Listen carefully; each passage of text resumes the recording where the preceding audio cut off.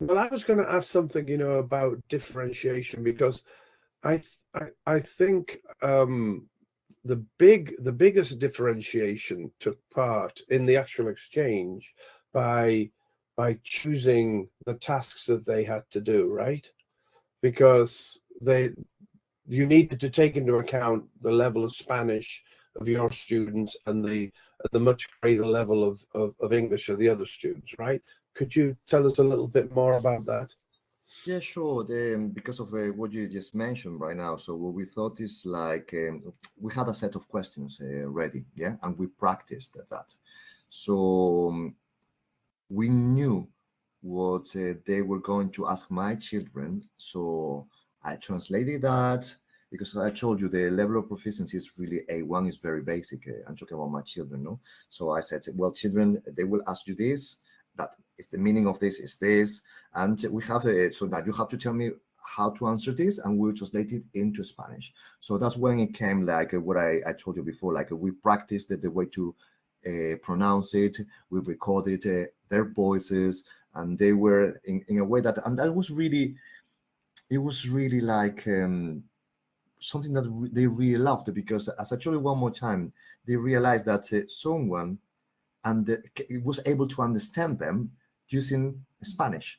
So it's like, wow, this is not my language.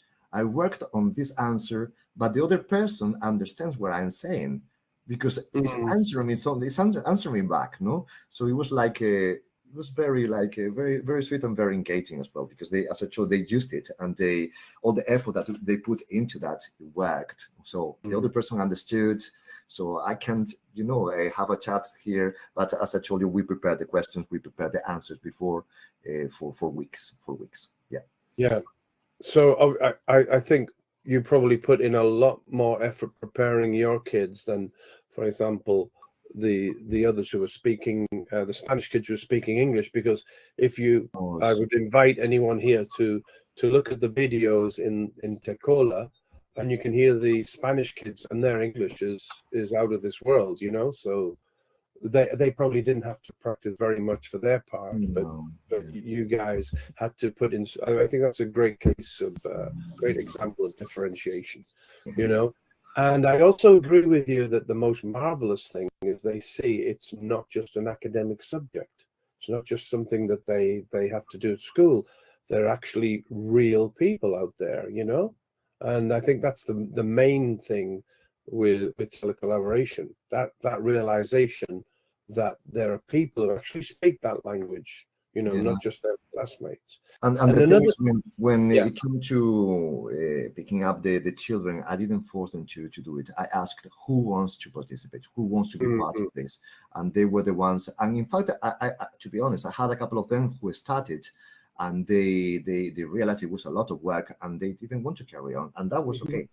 I yeah, said, yeah, no, guys, it's like, and they even asked, how about the report by the end of the year? And I said, no, you're not kind of going to say anything at all. I mean, this is something that you do because you want to enjoy it. So it has nothing to do with your report. It's not going to be negative. It's not going to have a negative impact at all. I want to do it mhm, if you are convinced that you want to do it and you think that you're going to enjoy it and you want to make the effort. mhm, But it's not negative at all. You don't want to do it. So that's an mhm. additional, for them.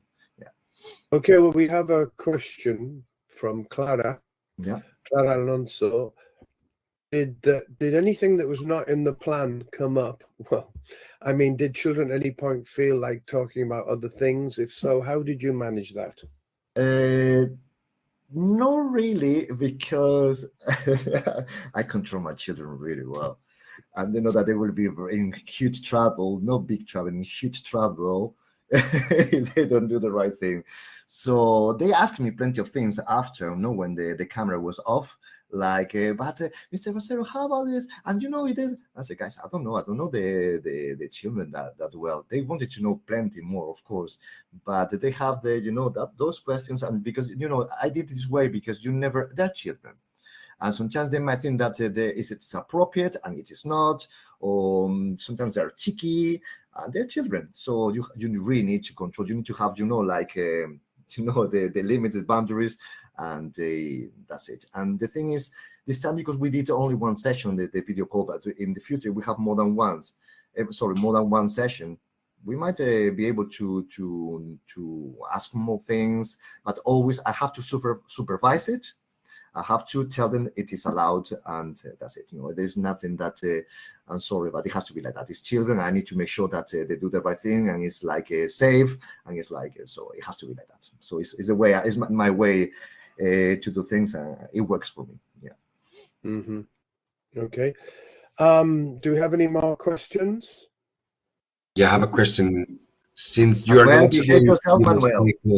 Yeah, since you are going to participate again in this project, in a new project, and which thing do you will change if you could from the previous one, or in case you didn't do a thing you want to do now? No, it's the only one thing is what I mentioned before. Now I'm going to close my notebook because I already finished. Now it will be like, sorry. The only one thing is what I told you, like the previous project that wasn't designed for primary, and what I really expected from this new one, and that's why I got involved one more time. And of course, in addition, because I really like working with Barry and Begonia, for me it's always a pleasure having them around and talking to them. It's always like it's professional, but it's fun at the same time. But I'm excited about seeing how they prepared resources to be accessible for my children, primary school.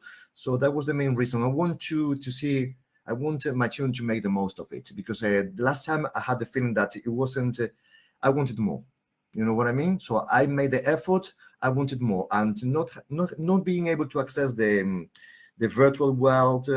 It wasn't only bad for them, it was for me as well, because I was disappointed. Like, oh my god, it was like the final, like I wanted to reach this and I didn't get there. So it's what I expect from this new project. I want to go to the end of it, to the end, to the top of the hill.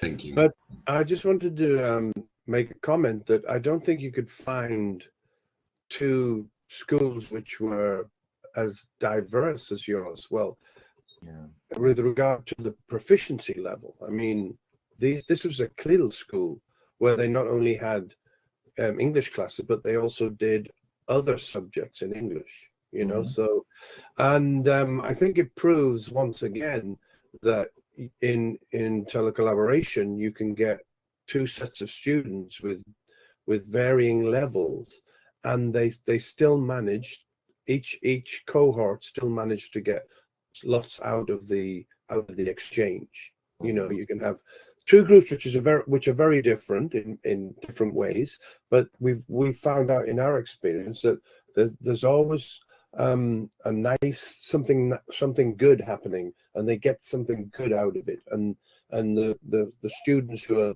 let's say, less proficient, even in lingua franca, in English, for example, they're able to have a conversation, and the other group acts sometimes like substitute teachers, and they help them along. So I just wanted to mention that, because I think your exchange was a good example of that. Okay, they don't have to be two very, very good school set of students in each language.